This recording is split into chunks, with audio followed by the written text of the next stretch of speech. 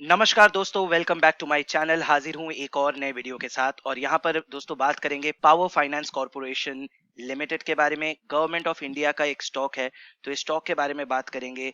यहाँ पर आगे क्या किया जा सकता है, आगे अपॉर्चुनिटी बन सकता है कि नहीं, उसके बारे में बात करेंगे। साथ ही पास्ट परफॉर्मेंस के बारे में भी देखेंगे और आगे यहाँ पर इन्वेस्टमेंट किया जाना चाहिए कि नहीं चाहिए दोस्तों, उसके बारे में भी डिस्कशन करेंगे। तो चैनल पे नए हैं तो चैनल को सब्सक्राइब कर लीजिए, साथ ही बेल आइकन दबा दीजिए। और अभी तक अगर आपने डीमैट अकाउंट नहीं खोला है तो नीचे डिस्क्रिप्शन में आपको लिंक मिल जाएगा, वहां क्लिक करके फ्री में डीमैट अकाउंट खोल लीजिए।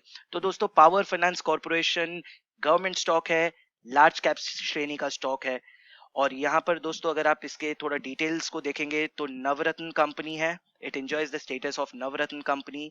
प्लस दोस्तों अगर आप यहाँ पर एक सर्वे के अकॉर्डिंग देखेंगे, 2017-18 का जो सर्वे था उसके अकॉर्डिंग यहाँ पर ये 8th highest profit making CPSE. अब ये सीपीएसई क्या है दोस्तों? This is central public sector enterprise.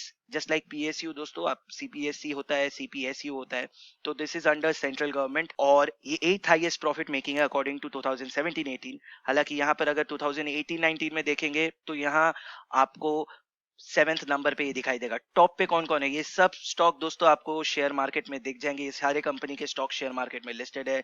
Number 1 पे देखिए ओएनजीसी, फिर है इंडियन ऑयल, एनटीपीसी, कोल इंडिया, पावर ग्रिड, बीपीसीएल और यहाँ पे देखिए पावर फाइनेंस कॉर्पोरेशन लिमिटेड। तो बड़ा कंपनी है और रेवेन्यू प्रॉफिट मेकिंग कंपनी भी है, ऐसा नहीं है कि लॉस बना कर देता है। तो आज दोस्तों इस स्टॉक के बारे में बात करेंगे। तो आगे बढ़ते हैं दोस्तों, सबसे पहले समझ लेते हैं ये करता क्या है।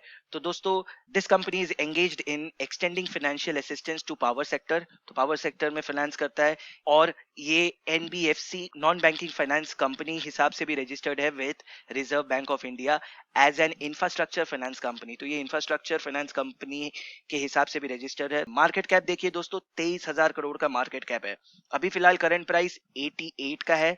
और अगर आप इसका 52 वीक हाई लो देखेंगे तो अभी भी ये दोस्तों 52 वीक के जो बॉटम बनाया था उसी रेंज में आप कह सकते हैं, उसके आसपास यहाँ पर ट्रेड कर रहा है। बुक वैल्यू देखिए दोस्तों, 187 का बुक वैल्यू है, तो बुक वैल्यू से बहुत नीचे ही ट्रेड कर रहा है। हालांकि इंडस्ट्री का भी वही हाल है। और अगर आप ज्यादातर गवर्नमेंट सेक्टर के स्टॉक को देखेंगे तो वो लोग बुक वैल्यू से नीचे ही ट्रेड करते हैं। स्टॉक पी दोस्तों 2.30 है। यहाँ पर आपको बहुत कम लगेगा, मगर इंडस्ट्री एवरेज भी देखेंगे तो 3.30। तो हर 2 रुपए 30 पैसे में ये आपको 1 रुपए कमा कर देता है। मगर हमेशा दोस्तों कम पी अच्छा नहीं होता, आपको बहुत फैक्टर भी देखना पड़ता है। डिविडेंड यील्ड देखते हैं दोस्तों 10.76%। तो डिविडेंड में ये मालामाल कर देता है ये स्टॉक। हाई डिविडेंड देने वाला कंपनी है। गवर्नमेंट स्टॉक आपको पता ही है डिविडेंड में मालामाल कर देते हैं, एंड ये स्टॉक भी वैसा ही है। डिविडेंड अगर देखेंगे तो यहाँ पर देखिए इसी साल दोस्तों 9 रुपए 50 पैसे का इसने डिविडेंड दिया था। कब दिया था दोस्तों? फरवरी के टाइम पे। फरवरी में इसका रेट क्या था एक बार उसको देख लेते हैं। तो फरवरी में दोस्तों अगर आप देखेंगे तो ये 100 रुपए के आसपास ट्रेड कर रहा था और वहां पर 9 रुपए का इसने डिविडेंड दे दिया।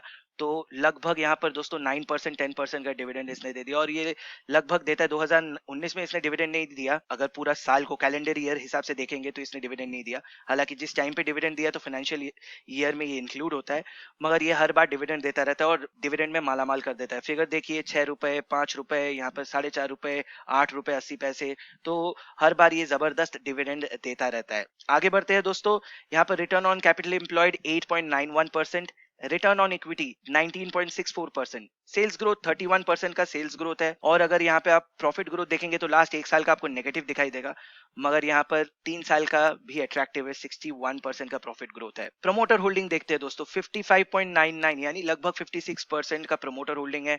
और गवर्नमेंट स्टॉक है तो प्रमोटर होल्डिंग में ऑब्वियसली यहाँ पर प्रेसिडेंट ऑफ इंडिया रहेंगे। तो यहाँ देखिए दोस्तों प्रेसिडेंट ऑफ इंडिया का यहाँ सबसे ज्यादा होल्डिंग है, उसको छोड़ के म्यूचुअल फंड्स ने भी यहाँ इन्वेस्टमेंट करके रखा है। और इवन अगर आप लास्ट क्वार्टर में देखेंगे तो म्यूचुअल फंड ने यहाँ अपना होल्डिंग बढ़ाया है। हालांकि एफआईआईज ने यहाँ पर होल्डिंग कम किया है, मगर म्यूचुअल फंड ने बढ़ाया है। उसको छोड़ के डोमेस्टिक इंस्टीट्यूशनल इन्वेस्टर्स ने बहुत ही माइन्यूटली यहाँ पर अपना इन्वेस्टमेंट बढ़ाया और नॉन इंस्टीट्यूशनल यानी रिटेल इन्वेस्टर्स ने भी यहाँ पर 0.75 अपना इन्वेस्टमेंट बढ़ाया। तो म्यूचुअल फंड का इस स्टॉक पे नजर है और साथ ही साथ यहाँ पर रिटेल इन्वेस्टर्स ने भी नजर गड़ा के रखा है। आगे बढ़ते हैं दोस्तों, अर्निंग पर शेयर देख लेते हैं। तो अर्निंग पर शेयर यहाँ पर 28 रुपए 86 पैसे का अर्निंग पर शेयर है। तो सोचिए यहाँ पर दोस्तों 88, 89 या 90 का या पकड़ लीजिए 90 रुपए का स्टॉक, और यहाँ पर लगभग आपको 29-30 रुपया कमा कर दे रहा है। तो उस हिसाब से भी बहुत अट्रैक्टिव है दोस्तों, अच्छा यहाँ पर अर्निंग करके देता है, प्रॉफिट मेकिंग में ये बहुत आगे है। आगे देखते हैं दोस्तों, पास्ट परफॉर्मेंस में थोड़ा यहाँ पर गौर करते हैं, मगर उससे पहले एक बार देख लेते हैं सीएजीआर किस तरीके का है। तो सीएजीआर आपको यहाँ पर अच्छा नहीं दिख लगेगा, 10 साल में भी इसने नेगेटिव दिया है, 5 साल में भी नेगेटिव दिया, और लास्ट 3 साल और 1 साल में यहाँ पर बड़ा बड़ा नेगेटिव 10%, डबल फिगर में यहाँ पे नेगेटिव दिया है, 10%, 11% का नेगेटिव यहाँ पर रिटर्न दिया है। तो दोस्तों परफॉर्मेंस किस तरीके का हुआ है पास्ट कुछ सालों से, उसको एक बार देख लेते हैं। तो मैंने यहाँ पर कुछ ग्राफ बनाया है, एक बार उन ग्राफ की तरफ गौर कर लेते हैं। तो यहाँ पर दोस्तों मैंने ईयरली नेट प्रॉफिट निकाला है 2009 से 2020 तक, और अगर आप देखेंगे 2009 से इसने लगातार यहाँ पर ग्रोथ दिखाया कंटिन्यूअसली 2016 तक। 2016 में यहाँ पर बड़ा ड्रॉप आप देख पा रहे हैं, उसके बाद इसने बहुत जल्द रिकवर कर लिया, सेम नेक्स्ट ईयर इसने रिकवर किया 2018 में, और 2019 में भी इसने जबरदस्त दिया, मगर इस साल यहाँ पर आपको एक ड्रॉप दिखाई दे रहा है। अब दोस्तों आगे बात करते हैं, यहाँ पर प्रॉफिट अच्छा यहाँ पर निकाल कर देता है कंपनी। क्वार्टरली एक बार देख लेते हैं, तो क्वार्टरली भी यहाँ पे आपको थोड़ा बहुत अप डाउन दिखेगा, मगर हमेशा दोस्तों ये एक पर्टिकुलर रेंज में यहाँ पर रेवेन्यू या नेट प्रॉफिट निकाल कर देता है। तो in terms of profit making company अच्छा है। अब रहा बात यहाँ पर इन्वेस्टमेंट करना चाहिए कि नहीं करना चाहिए, उसके बारे में बात करते हैं। तो दोस्तों अगर आप यहाँ पर फंडामेंटली आपने देखा, कंपनी वैसे उतना कुछ खराब नहीं है, डिविडेंड भी जबरदस्त देता है। तो अगर आप यहाँ पर डिविडेंड इन्वेस्टिंग का सोच रहे हैं, तो ये एक स्टॉक है जिसके बारे में जिसको आप कंसिडर कर सकते हैं। डिविडेंड अच्छा देता रहता है, तो साल में आपको 10% का अगर डिविडेंड दे दे तो बहुत ही बढ़िया है। उसको छोड़ के दोस्तों नेक्स्ट है, अगर आप यहाँ पर अंडर वैल्यू सस्ता स्टॉक ढूंढना चाहते हैं, तो ये एक ऑप्शन आप ले सकते हैं, मगर अगेन कुछ यहाँ पर लेवल्स है, उसको कंसिडर करना बहुत इंपॉर्टेंट है। अगर दोस्तों यहाँ पर वीकली चार्ट पे चलते हैं, तो वीकली चार्ट में अगर आप देखेंगे तो लगातार ये स्टॉक, जब इसका आईपीओ आया था दोस्तों, एक चीज बता दूं, इसका आईपीओ जब आया था, यहाँ पर देखिए, जब इसका आईपीओ आया था the issue was over subscribe by 76 times.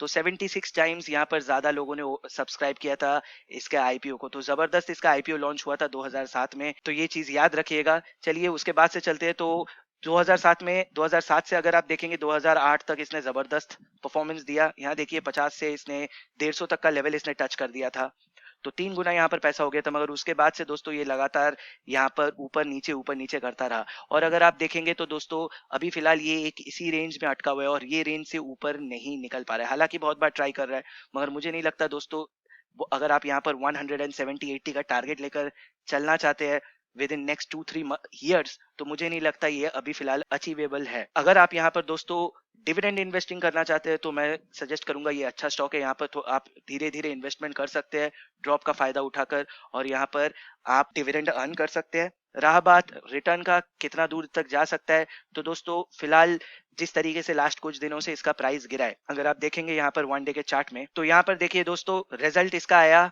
13 अगस्त को। उसके बाद से यहाँ पर बहुत अच्छा तेजी, हालांकि 5 अगस्त से तेजी शुरू हो गया था, और ये तेजी कंटिन्यू चला दोस्तों 24 अगस्त तक, और उसके बाद लगातार यहाँ पर एक डाउन ट्रेंड सा आपको दिखाई दे रहा है, और ये फिलहाल 82 के लेवल पे गिर के अभी वापस रिकवरी की तरफ बढ़ रहा है। तो यहाँ पे दोस्तों अभी फिलहाल ऐसा लग रहा है कि यहाँ पर स्टॉक अपने आप को कंसोलिडेट कर रहा है, इस पोजीशन पे अपना पोजीशन स्ट्रॉन्ग कर रहा है, क्योंकि देखिए दोस्तों ये वाला जो है यहाँ पर इसका एक स्ट्रॉन्ग सपोर्ट है, ये सपोर्ट के ऊपर से यहाँ से निकल गया है। तो मुझे लग रहा है यहाँ पर ये अपना पोजीशन स्ट्रॉन्ग कर रहा है, मगर हालांकि 96 वाला जो लेवल है ये बहुत क्रूशियल लेवल है, इस पे भी आपको ध्यान रखना पड़ेगा कि ये इसको तोड़ के ऊपर निकलता है कि नहीं। और उसको छोड़ के अगर आप यहाँ पे लॉन्ग टर्म का इन्वेस्टमेंट का सोच रहे हैं, तो मैं फिलहाल यही सजेस्ट करूंगा कि अपना होराइजन थोड़ा लंबा रखिए, 3 इयर्स 4 इयर्स प्लस के ऊपर अपना होराइजन रखिए। शॉर्ट टर्म के लिए अगर आप सोच रहे हैं, तो मैं यही सजेस्ट करूंगा कि आप अवॉइड कीजिए। अगर आपको फिर भी यहाँ पर इन्वेस्टमेंट करना है, तो यहाँ पर आप अपना फर्स्ट टारगेट दोस्तों 116 का लेकर चल सकते हैं, मगर मैं फिलहाल सजेस्ट करूंगा कि आप उसको अवॉइड कीजिए, हो सकता है आप यहाँ पर लंबे समय के लिए फंस जाए। रहा बात दोस्तों यहाँ पर स्टॉप लॉस का, तो दोस्तों शॉर्ट टर्म के लिए अगर आप यहाँ कर रहे हैं, तो 79-80 वाला जो लेवल है इसको अपना स्टॉप लॉस लेकर चलिए, अगर इसको तोड़ता है तो यहाँ से निकल जाइए। रहा बात यहाँ पर लॉन्ग टर्म का, अगर आप इन्वेस्टमेंट करना चाहते हैं, तो दोस्तों मैं यही सजेस्ट करूंगा कि आप अपना स्टॉप लॉस थोड़ा नीचे रखिए, 65 का जो लेवल है उसको रखिए, क्योंकि 65 में ये लास्ट टाइम टच किया था दोस्तों लॉन्ग टाइम अगो 2018। तो ये 65 का जो लेवल है इसको अपना स्टॉप लॉस लेकर चलिए, और होराइजन थोड़ा लंबा रखिए। तो उम्मीद करता हूँ वीडियो अच्छा लगा होगा। अगर मन में कोई क्वेश्चन है, कोई डाउट है, तो कमेंट करके जरूर बताइएगा। तब तक के लिए अपना ख्याल रखिए, सुरक्षित रहिए, और मैं जल्द लौटूंगा एक और नए वीडियो के साथ। धन्यवाद।